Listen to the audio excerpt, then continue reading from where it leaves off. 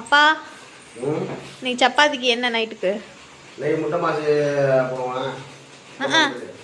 முட்டை மாசு வேணாம், முட்டை கிரேவி மாதிரி பண்ணுவல்ல உன்னை தொக்கு மாதிரி செஞ்சு தரியா?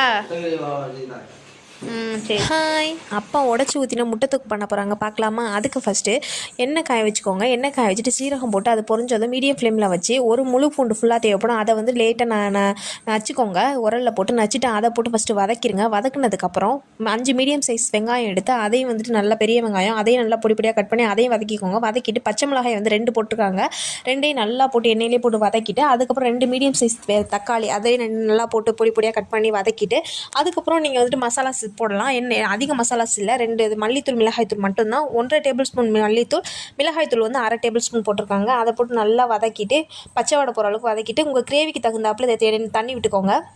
நாங்கள் 1 டம்ளர் கிட்ட தண்ணி விட்டுருக்கோம். விட்டு அதை நல்லா கிளறிக்கோங்க. கிளறிட்டு ஒரு 2 நிமிஷம் மூடி வச்சதுக்கப்புறம் நாங்கள் 5 முட்டை எடுத்துருக்கோம். நீங்கள் எத்தனை முட்டை வேணால் எடுத்துக்கலாம். 5 முட்டை எடுத்து ஃபஸ்ட்டு உடச்சி ஊற்றிட்டு அதை வந்து அப்போவே கிளறிடாமல் ஒரு 5 செகண்ட் 6 செகண்ட் மூடி வச்சதுக்கப்புறம் அதுக்கப்புறம் ஓப்பன் பண்ணி நீங்கள் வந்து கிளறி விடுங்க. ஃபுல்லாக கிளறிடக்கூடாது, இந்த மாதிரி கிளறணும், லைட்டாக தான் கிளறி விடணும்.